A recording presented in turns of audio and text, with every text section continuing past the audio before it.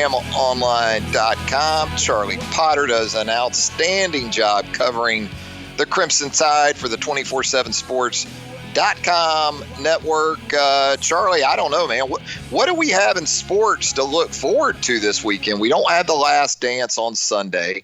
We don't have celebrity/charity golf. I guess we had NASCAR last night in Charlotte. I don't know if you caught any of that. I did not.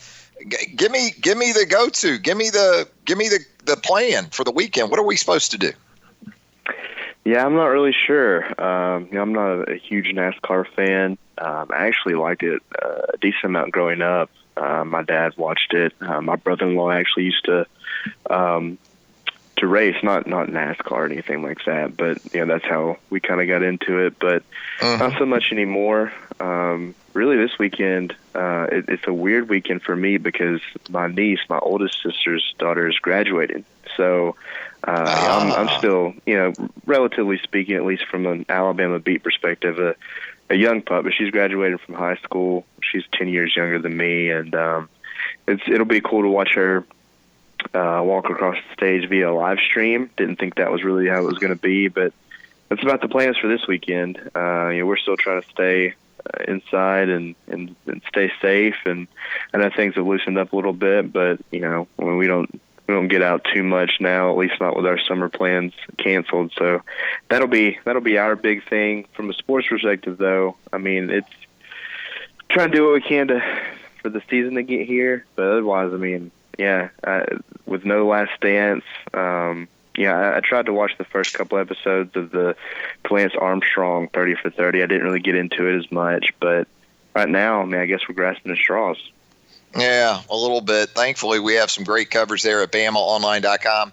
Right now, if you go to BOL, you can see and read Charlie's update on redshirt senior tight end Miller Forristall. Charlie, interesting to think about now. Miller Forristall came in the same class as Irv Smith Jr. And, Irv heading into his second year in the NFL. Miller, I guess at this point, as much as anything, just trying to come across a little bit more of some injury luck. It's been more of the storyline too much for Miller, I guess, to this point of his career.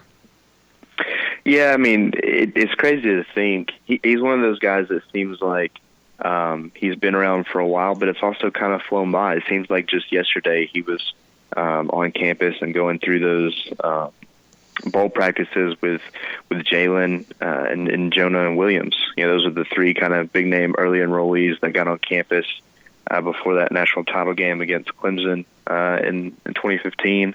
And I guess it was the 2016 title game, but that seems like that was just yesterday. But it also seems like he's just been in town forever. And the big thing for him, though, outside of that first season, the last 3 years have been really hampered by injuries. That sophomore year, he's tore his ACL against Colorado State, missed the rest of the season. He broke his foot. Obviously, he had the throat injury last year, which was pretty scary. And he really just hasn't been the same. And I think this off season, I know it's an unprecedented one that nobody really wanted to see come to fruition, but not having spring football and getting a chance to really focus on rehabbing his body and maybe resting a little bit and getting back healthy has been really beneficial for him. And I think he's really excited about getting everybody back together. I know he lives in Tuscaloosa, so he's been able to stay in the area, but getting ready for that fifth and final season, I think he's excited about where he's at. I think he's excited about where the team's at from a maturity standpoint. That's something that Nick Saban also kind of hinted at last night talking to Large Mobile. But I think with Miller, the biggest thing for him is just being healthy finally. And, if that's the case, I think that's a big deal for an offense that was kind of lacking a little bit at the tight end position last year. Yeah, we talked about this, you and I, on a recent edition of the Built by Bama online podcast. Alabama has surpassed 4,000 passing yards each of the last two seasons. Only two times it's happened in program history.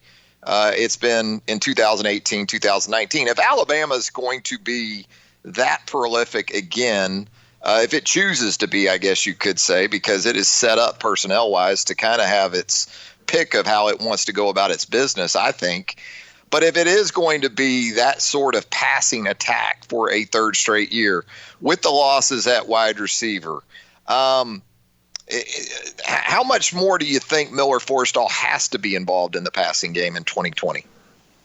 Yeah, I think it'll be his most involved year. Last year he had a pretty decent season. I think he caught 15 passes, and 3 of those came in the Michigan game, and he was able to get back from that third injury, and I think he had 3 catches and a touchdown. But he just hasn't had just a huge year from a receiving standpoint. A lot of that, though, he came in as a true freshman, and he contributed, but that was back when O.J. Howard was still on the roster and Hale Hitchess, and I think that he's a guy that has been able to show he can contribute, but hasn't necessarily been the lead dog in the pack. Last year he was, but he was still coming off of that foot injury. His dad was talking to me. That's who I talked to for the story, that he basically used the first few games of the season as a fall camp because he didn't get to go through it because of the foot injury. I think he played a little better heading into the middle of the schedule before he suffered his injury, but he's capable of being a receiving threat. He just hasn't really been that yet. And a big thing for him is he's in Tuscaloosa. He's really close with Mac Jones. They're best friends. And Mac Jones is in Tuscaloosa. So I think they've been able to work together a little bit. If they can have that cohesion, and if he's healthy and out there and leading a tight end group, I think he can be a really big part of this offense. So it'll be interesting to see just how much more he's a factor in the passing game. But he's shown he can do it. He's just, he's not necessarily been the focal point in the last couple of years. I'm not saying he's going to be this year, but I think with guys like Jerry Jeudy and Henry Ruggs moving on to the league, he can maybe step in as a third option and be a reliable target there for Mac Jones or Bryce Young. Let's move over to the defensive side of the ball, Charlie, because I know as a part of your continuing series of polls that you're running there during the offseason at BamaOnline.com, one of those this week involved the star defensive back position for the Crimson Tide. Have had some security there in the last couple of years in the form of Shyheim Carter, who could fill in there, who played extensively at the slot corner each of the last 2 seasons. But part of that attrition from this most recent group involves Shyheim Carter. Trayvon Diggs moves on. Both the safeties move on. So you've got multiple positions on the back end of that defense that are sort of up for grabs. And you've got some moving pieces as it relates potentially, I guess, to that star position and the candidates that could be involved there. Yeah, it's really interesting, and it's similar to the offensive line outside of the fact that it has a lot of experience returning, is where Alabama kind of has options of what it can do. Patrick Surtain II is the most experienced returning defensive back this year, and he's played solely at corner the last 2 seasons. He's kind of dabbled a little bit in spring and in preseason camp at the star position, but we've never really seen him there in a game, or at least not much. But I think that's a position that's a possibility for him in nickel and dime situations. He's going to be on the field in some capacity, but I think right now they're trying to figure out where that will be. Obviously, you haven't had any practices, but star could be a home in those nickel and dime packages for Surtain. His dad, I talked to him earlier in this pandemic, and he said that he knows he's going to have to be a leader, and he may have to play multiple positions, and he's up for it. So it's definitely something that's on the table for Surtain there. But if he stays at his corner spot, it'll be interesting to see what happens. A lot of people, and myself included, think that Josh Jobe can lock down that other corner spot. He kind of ended the season there last year with Diggs not playing in the bowl game. He could also maybe play star, but I think corner makes a lot of sense for him. And the next 2 options, at least for me, would be Ronald Williams, the junior college transfer. Nick Saban really praised him about his versatility when talking about him on signing day.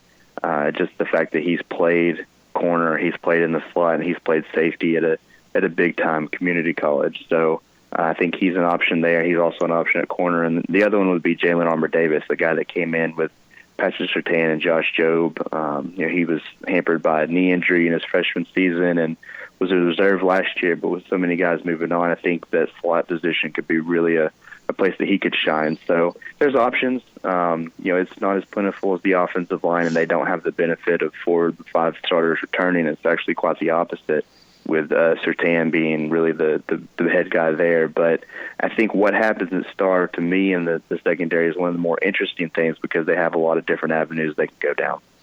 No doubt. And there was a time not too long ago where you could look at that position and think of it more in terms of, well, that can be my third best cover guy, or that can be my third corner, or maybe even just play a safety in there. We've seen Alabama do that in the past, and really Shaheem Carter's background kind of speaks to all of that. But with as much as opponents have finally figured out, and LSU last year was a prime example of this, get your top receiver inside. We've seen it with Jerry Jeudy and Alabama receivers here of late too.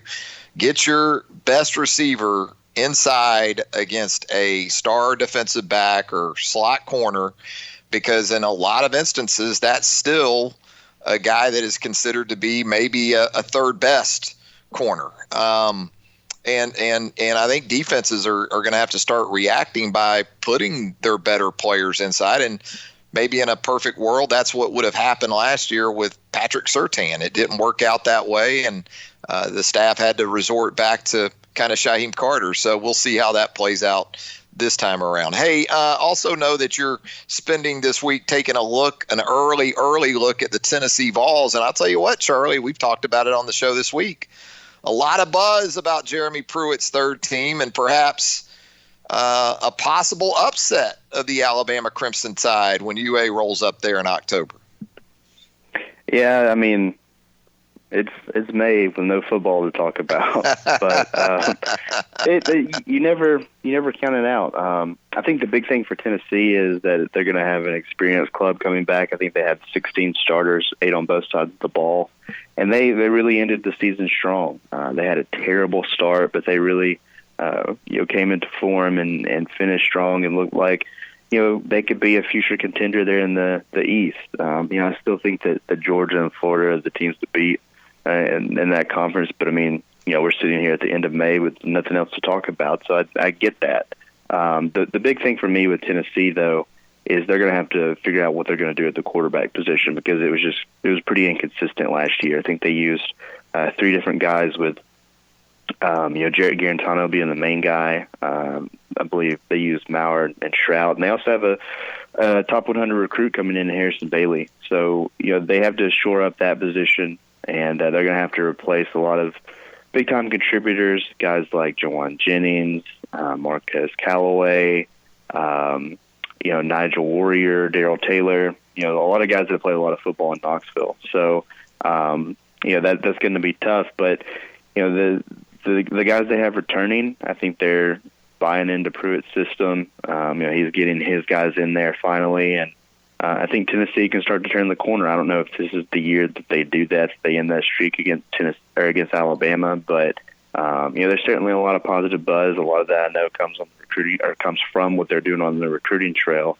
But it'll be interesting. It's in Knoxville. There's been some weird games up there, but that's one that I think it'll finally be good to see it be an interesting game on the schedule, because here of late, really since that 2009 game, those haven't really been much of a challenge for Alabama. So it would be good to see that third Saturday in October be a challenging game. You got those way too early staff predictions coming, don't you, from the BOL staff for that Tennessee game? Yeah, those will be up in about an hour and a half. Yeah. Yeah, I'm suspecting a clean sweep of Alabama predictions there, but that's going to be an interesting one to track as we get into the season. I'm with you though. Quarterback, I got to see some clarity there, and I know that Jared Garantano has a couple of starts against Alabama under his belt. Also played extensively in a third appearance, but I think Jeremy's got that situation where in some particular areas, offensive line of particular note, some areas on the defense, you always are going to expect Pruitt teams to be really good, more so probably at the linebacker and defensive back levels. Need to see more from the quarterback position before I'm ready to go all in on Tennessee becoming something more than an 8 or 9 win team in 2020. Well, Charlie, as always, great stuff here on the program. Great stuff, as always, at BamaOnline.com, where right now you can check out Charlie's update on redshirt senior tight end Miller Forristall, among many other items Charlie has for you there at the website. Charlie, have a great weekend, my man. All right, man. Thanks for having me.